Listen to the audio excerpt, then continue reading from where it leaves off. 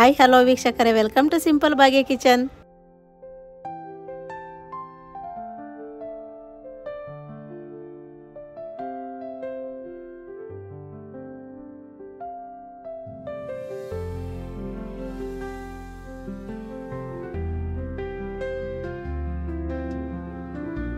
ನಾನು ಮಾಡ್ತಿರೋದು ಬಂದು ಈರುಳ್ಳಿ ರೈಸ್. ಸೂಪರ್ ಆಗಿರುವಂತಹ ಈರುಳ್ಳಿ ರೈಸು, ಅತಿ ಬೇಗವಾಗಿ ಮತ್ತು ಏನು ತರಕಾರಿ ಇಲ್ಲದ ಟೈಮಲ್ಲಿ ನಾವು ಏನಪ್ಪ ಮಾಡಬೇಕಂತಂದರೆ ಈ ಥರ ಈರುಳ್ಳಿ ರೈಸ್ ಮಾಡಿಕೊಂಡ್ರೆ ತುಂಬ ಚೆನ್ನಾಗಿರುತ್ತೆ, ಟೇಸ್ಟಿಯಾಗಿರುತ್ತೆ. ಯಾರು ಮನೆಗೆ ಬಂದಾಗ ನಮಗೆ ತರಕಾರಿ ತರಕ್ಕೆ ಹೋಗೋಕ್ಕಾಗಲ್ಲ, ಆ ಟೈಮಲ್ಲಿ ಈ ಥರ ಈರುಳ್ಳಿ ತುಂಬ ಚೆನ್ನಾಗಿರ್ತದೆ. ಅಂತಹ ಈರುಳ್ಳಿ ರೈಸ್ ಹೇಗೆ ಮಾಡೋದಂತ ತೋರಿಸ್ತೀನಿ. ಸ್ಟವ್ ಮೇಲೆ ಒಂದು ಬಾಣಲೆ ಇಟ್ಟಿದ್ದೀನಿ. ಬಾಣಲೆ ಬಿಸಿಯಾಗಿದೆ. 1 ಸ್ಪೂನಷ್ಟು ತುಪ್ಪ ಹಾಕ್ತಾಯಿದ್ದೀನಿ. ತುಪ್ಪ ಜಾಸ್ತಿ ಹಾಕೋದು ಬೇಡ, 1 ಸ್ಪೂನ್ ಹಾಕಿದ್ರೆ ಸಾಕಾಗುತ್ತೆ. ತುಪ್ಪ ಬಿಸಿಯಾಗಿದೆ. ನಾನೊಂದು 10 ರಿಂದ 15 ಗೋಡಂಬಿ ತಗೊಂಡು ಕಟ್ ಮಾಡಿ ಇಟ್ಕೊಂಡಿದ್ದೆ. ಗೋಡಂಬಿ ಹಾಕ್ತಾಯಿದ್ದೀನಿ ನೋಡಿ. ಇದನ್ನು ಸ್ವಲ್ಪ ಫ್ರೈ ಮಾಡ್ಕೊಳ್ಳೋಣ. ಗೋಡಂಬಿ ಫ್ರೈ ಆಗಿದೆ. ಜಾಸ್ತಿ ಫ್ರೈ ಮಾಡ್ಕೊಬೇಡ್ರಿ, ಸ್ವಲ್ಪ ಲೈಟಾಗಿ ಫ್ರೈ ಆದರೆ ಸಾಕಾಗುತ್ತೆ. ಇದನ್ನು ಒಂದು ಪ್ಲೇಟಿಗೆ ತೆಗೆದಿಟ್ಕೊಳ್ಳೋಣ. ಅದೇ ಬಾಣಲಿಗೆ ಈಗ ನಾನು ಎಣ್ಣೆ ಹಾಕ್ತಾ ಇದ್ದೀನಿ. ಒಂದು 100 ರಿಂದ 150 ಗ್ರಾಮ್ ಅಷ್ಟು ಎಣ್ಣೆ ಹಾಕ್ತಾ ಇದ್ದೀನಿ. ಸ್ವಲ್ಪ ಗೊಜ್ಜು ಜಾಸ್ತಿ ಮಾಡ್ತಾ ಇದ್ದೀನಿ ನೋಡಿ. ಹಂಗೆ ಎಣ್ಣೆ ಬಿಸಿಯಾಗಿದೆ. ಇದಕ್ಕೆ ನಾನೊಂದು 3 ರಿಂದ 4 ಟೀ ಸ್ಪೂನ್ ಅಷ್ಟು ಕಡಲೆ ಬೀಜ ಹಾಕ್ತಾ ಇದ್ದೀನಿ. ಹಾಗೆಯೇ 2 ಸ್ಪೂನ್ ಅಷ್ಟು ಕಡಲೆಬೇಳೆ ಮತ್ತು ಉದ್ದಿನಬೇಳೆ 2 ಹಾಕ್ತಾ ಇದ್ದೀನಿ ನೋಡಿ. ನೀಟಾಗಿ ಫ್ರೈ ಮಾಡ್ಕೊಳ್ಳೋಣ. ಇದನ್ನು ಚೆನ್ನಾಗಿ ಫ್ರೈ ಆಗಿದೆ. ಇದನ್ನೀಗ ಒಂದು ಪ್ಲೇಟಿಗೆ ತಕ್ಕೊಳ್ಳೋಣ. ಎಲ್ಲನ ಚೆನ್ನಾಗಿರುತ್ತೆ. ಫಸ್ಟೇ ರೋಸ್ಟ್ ಮಾಡ್ಕೊಂಡು ಸಪ್ರೇಟ್ ತೆಗೆದಿಕ್ಕೆ ಆಮೇಲೆ ಈರುಳ್ಳಿ ರೈಸಿಗೆ ಹಾಕಿದ್ರೆ ತುಂಬ ಚೆನ್ನಾಗಿರುತ್ತೆ. ಹಾಗಾಗಿ ನಾನಿವಾಗ ಸಪ್ರೇಟ್ ಪ್ಲೇಟಿ ತೆಗಿತಾ ಇದ್ದೀನಿ ನೋಡಿ. ಈಗ ಕಡಲೆಬೀಜ ಮತ್ತು ಉದ್ದಿನಬೇಳೆ ಕಡಲೆಬೇಳೆ ಸಪ್ರೇಟ್ ಮಾಡ್ಕೊಳ್ಳೋದಾಗಿದೆ.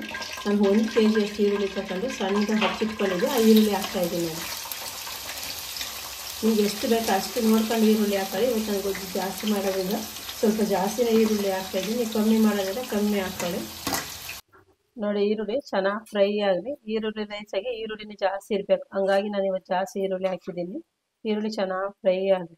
ಸ್ವಲ್ಪ ಕಲರು ಕಂದು ಬಣ್ಣ ಬರೋವರೆಗೂ ಈರುಳ್ಳಿನ ಫ್ರೈ ಮಾಡ್ಕೊಳ್ಳೋಣ. ಈರುಳ್ಳಿ ಸ್ವಲ್ಪ ಕಲರೆಲ್ಲ ಚೇಂಜ್ ಆಗಿದೆ ನೋಡಿ. ಈಗ ನಾನು ಇದಕ್ಕೆ ಒಂದು 7 ರಿಂದ 8 ಹಸಿಮೆಣಸಿನ್ಕಾಯಿ ಹಾಕ್ತಾಯಿದ್ದೀನಿ. ಮುದ್ದು ಕಚ್ಕೊಂಡಿದ್ದೀನಿ. ಹಾಗೆ ನಾನು ಖಾರದ ಪುಡಿ ಹಾಕ್ತೀನಿ. 2 ಹಾಕೋದ್ರಿಂದ ಹಸಿಮೆಣಸಿನ್ಕಾಯಿ ಕಮ್ಮಿ ಹಾಕಿದ್ದೀನಿ. 2 ಟೊಮೆಟೊನ ಸಣ್ಣದಾಗಿ ಹಚ್ಚಿಟ್ಕೊಂಡಿದ್ದೀನಿ. ಟೊಮೆಟೊ ಜಾಸ್ತಿ ಹಾಕೋದು ಬೇಡ, ಜಾಸ್ತಿ ಹಾಕಿರೋದು ಟೊಮೆಟೊ ಫ್ಲೇವರ್ ಬಂದುಬಿಡ್ತೈತೆ. ಚಿಕ್ಕದು 2 ಟೊಮೆಟೊನ ಸಣ್ಣದಾಗಿ ಹಚ್ಚಿಟ್ಕೊಂಡಿದ್ದೆ. ಟೊಮೆಟೊ ಹಾಕ್ತಿದ್ದೀನಿ. ಸ್ವಲ್ಪ ಜನ ಇರೋದಾದರೆ ಒಂದೇ ಟೊಮೆಟೊ ಹಾಕೋದು ಸಾಕಾಗುತ್ತೆ. ನಾನು ಇವತ್ತು ಜಾಸ್ತಿ ಮಾಡೋದ್ರಿಂದ 2 ಟೊಮೆಟೊ ಹಾಕ್ತೀನಿ. ಚೆನ್ನಾಗಿ ಫ್ರೈ ಆಗಿದೆ. ಹಸಿಮೆಣಸಿನ್ಕಾಯಿ ಮತ್ತು ಟೊಮೆಟೊ 2 ಸ್ವಲ್ಪ ಫ್ರೈ ಆಗಿದೆ. ಈಗ ಇದಕ್ಕೆ ನಾನು 1.5 ಟೀ ಸ್ಪೂನಷ್ಟು ಶುಂಠಿ ಬೆಳ್ಳುಳ್ಳಿ ಪೇಸ್ಟ್ ಹಾಕ್ತಾಯಿದ್ದೀನಿ. ಅದಷ್ಟು ಹಸಿ ಬಾಸ್ನೆವರೆಗೂ ಚೆನ್ನಾಗಿ ಫ್ರೈ ಆಗಲಿ. ಹಾಗೆ ನಾನು ಹಸಿ ಕರಿಬೇವು ಹಾಕ್ತಾಯಿದ್ದೀನಿ. ನೀವು ಒಣಗಿರೋದಿದ್ದರೆ ಒಣಗಿರೋದಾದ್ರು ಹಾಕ್ಕೊಳ್ಳಿ, ಇಲ್ಲ ಹಸಿದಿದ್ದರೆ ಹಸಿದಾದ್ರು ಹಾಕ್ಕೊಳ್ಳಿ. ಹಾಕಿ ಚೆನ್ನಾಗಿ ಫ್ರೈ ಮಾಡೋಣ ಎಲ್ಲನ. ಈಗ ನಾನು ಇದಕ್ಕೆ ಉಪ್ಪು ಹಾಕ್ತಾಯಿದ್ದೀನಿ. ಪುಡಿ ಉಪ್ಪು ಹಾಕ್ತಾಯಿದ್ದೀನಿ. ಹಾಕ್ತಾಯಿದ್ದೀನಿ. ನೀವು ಎಷ್ಟು ಬೇಕು ಅಷ್ಟು ನೋಡ್ಕೊಂಡು ಹಾಕ್ಕೊಳ್ಳಿ, ರುಚಿ ತಕ್ಕಷ್ಟು. ಈರುಳ್ಳಿ ಚೆನ್ನಾಗಿ ಫ್ರೈ ಆಗ್ತದೆ ಉಪ್ಪು ಹಾಕಿದ ಮೇಲೆ. ಬೇಗ ಸಾಫ್ಟ್ ಆಗುತ್ತೆ ಮತ್ತು ಚೆನ್ನಾಗಿ ಉಪ್ಪು ಹಾಕಿ ಒಂದು 5 ನಿಮಿಷ ಚೆನ್ನಾಗಿ ಫ್ರೈ ಮಾಡೋಣ. ಈರುಳ್ಳಿ ಎಲ್ಲ ಚೆನ್ನಾಗಿ ಫ್ರೈ ಆಗಿದೆ. ಈಗ ನಾನು ಇದಕ್ಕೆ ಒಂದು ಅರ್ಧ ಟೀ ಸ್ಪೂನ್ ಜೀರಿಗೆ ಹಾಕ್ತಾಯಿದ್ದೀನಿ. ಜೀರಿಗೆ ಪೌಡರ್ ಇದೆ, ಜೀರಿಗೆ ಪೌಡ್ರ್ ಆದರೂ ಹಾಕ್ಕೊಳ್ಳಿ. ಇವತ್ತು ನಾನು ಜೀರಿಗೆ ಹಾಕ್ತಾಯಿದ್ದೀನಿ. ಒಂದು ಅರ್ಧ ಟೀ ಸ್ಪೂನ್ ಅಷ್ಟು ಸಾಸಿವೆ ಹಾಕ್ಕೊಳ್ಳಿ. ಇದು ಅಷ್ಟೇ, ಪೌಡ್ರ್ ಇದೆ ಪೌಡ್ರ್ ಹಾಕ್ಕೊಳ್ಳಿ, ಇಲ್ಲ ಜೀರಿಗೆನೂ ಸಾಸಿವೆ ಇದೆ ಹಾಗೆ ಹಾಕ್ಕೊಳ್ಳಿ. ಹಾಗೆ ನನಗೆ ಹಸಿಮೆಣಸಿನ್ಕಾಯಿ ಹಾಕಿದ್ದೆಲ್ಲ ಖಾರದ ಪುಡಿ ನೋಡ್ಕೊಂಡು ಹಾಕ್ಕೊಳ್ಳಿ.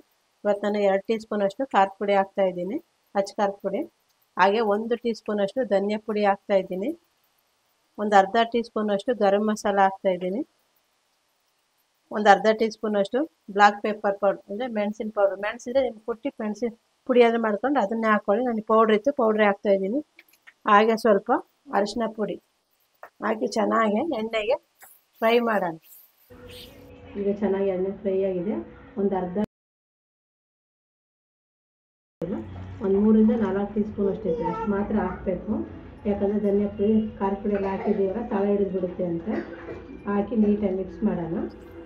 ಈಗ ನಾನು ಲಾಸ್ಟಲ್ಲಿ ನಾನು ಮಾಡ್ಕೊಂಡಿದ್ದಂತಲ್ಲ ಕಡಲೆ ಬೀಜ, ಕಡಲೆಬೇಳೆ, ಉದ್ದಿನಬೇಳೆ ಮತ್ತು ಗೋಡಂಬಿನ ಅದು ಹಾಕ್ತಾಯಿದ್ದೀನಿ ನೋಡಿ. ಅರ್ಧ ಭಾಗದಷ್ಟು ಹಾಕ್ತಾಯಿದ್ದೀನಿ, ಇನ್ನು ಅರ್ಧ ಭಾಗ ಹಂಗೆ ಎತ್ತಿಡ್ತಾಯಿದ್ದೀನಿ. ಅನ್ನ ಎಲ್ಲ ಮಿಕ್ಸ್ ಮಾಡಿದ್ಮೇಲೆ ಇನ್ನು ಅರ್ಧ ಭಾಗ ಹಾಕಿದ್ರೆ ಚೆನ್ನಾಗಿರುತ್ತೆ, ಕ್ರಿಸ್ಪಿಯಾಗಿರುತ್ತೆ ತಿನ್ನೋದಕ್ಕೂ. ಹಾಗಾಗಿ ಹಾಕ್ತಾಯಿದ್ದೀನಿ ನೋಡಿ. ಎಲ್ಲ ಹಾಕಿ ನೀಟಾಗಿ ಮಿಕ್ಸ್ ಮಾಡೋಣ. ಚೆನ್ನಾಗಿ ಫ್ರೈ ಆಗ್ತಾಯಿದೆ. ನಾವು ನೋಡಿ ಮನೆಗೆ ಏನಾದ್ರು ತರಕಾರಿ ಇಲ್ಲ ನಿಂಬೆಹಣ್ಣು ಯಾವುದೂ ಇಲ್ಲ ಅಂತ ಟೈಮಲ್ಲಿ ಈರುಳ್ಳಿ ರೈಸ್ ಮಾಡಿದ್ರೆ ತುಂಬ ಚೆನ್ನಾಗಿರುತ್ತೆ. ತಿನ್ನೋದಕ್ಕೂ ಅಷ್ಟೇ ಟೇಸ್ಟಿಯಾಗಿರುತ್ತೆ, ನೋಡೋದಕ್ಕೂ ಅಷ್ಟೇ ಕಲರ್ಫುಲ್ ಆಗಿರುತ್ತೆ. ಈಗ ನಾನು ಇದಕ್ಕೆ ಸಣ್ಣದಾಗಿ ಹಚ್ಚಿಟ್ಕೊಂಡಂಥ ಕೊತ್ತಂಬರಿ ಸೊಪ್ಪು ಹಾಕ್ತಾಯಿದ್ದೀನಿ. ಹಾಕಿ ನೀಟಾಗಿ ಮಿಕ್ಸ್ ಮಾಡೋಣ.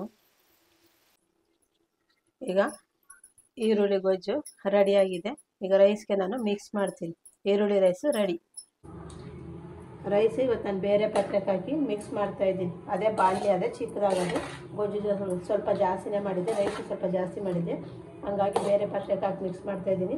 ನೀವೇನಾದರೂ ಅದೇ ಬಾಣಲಿಗೆ ಆಗಂಗಿದ್ರೆ ಅದೇ ಬಾಣಲಿಗೆ ಹಾಕಿ ಮಿಕ್ಸ್ ಮಾಡ್ತೀನಿ. ಅದನ್ನೆಲ್ಲ ನೀಟಾಗಿ ಮಿಕ್ಸ್ ಮಾಡ್ತಾಯಿದ್ದೀನಿ. ಎಲ್ಲ ಮಿಕ್ಸ್ ಮಾಡಿದ್ದಾಗಿದೆ.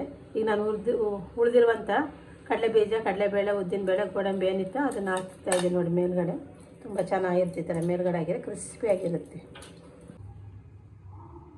ನೋಡಿದಲ್ಲ ವೀಕ್ಷಕರು, ಇವತ್ತು ನಾನು ಯಾವ ರೀತಿ ಈರುಳ್ಳಿ ರೈಸ್ ಮಾಡಿದೆ ಅಂತ. ನೀವು ಇದೇ ರೀತಿ ಒಮ್ಮೆ ಟ್ರೈ ಮಾಡಿ ಹೇಗೆ ಬಂದಿದೆ ಅಂತ ಕಮೆಂಟ್ ಮಾಡಿ, ಹಾಗೆ ಲೈಕ್ ಮಾಡಿ, ಶೇರ್ ಮಾಡಿ, ನಮ್ಮ ಚಾನಲ್ನ ಸಬ್ಸ್ಕ್ರೈಬ್ ಮಾಡಿ, ಪಕ್ಕದಲ್ಲಿರುವ ಬೆಲ್ಲೈಕನ್ ಬಟನ್ನ ಕ್ಲಿಕ್ ಮಾಡಿ ಆಲ್ ಅಂತ ಸೆಲೆಕ್ಟ್ ಮಾಡಿ ನಾವು ಹೊಸ ಹೊಸ ವೀಡಿಯೋದೊಂದಿಗೆ ಸಿಗೋಣ.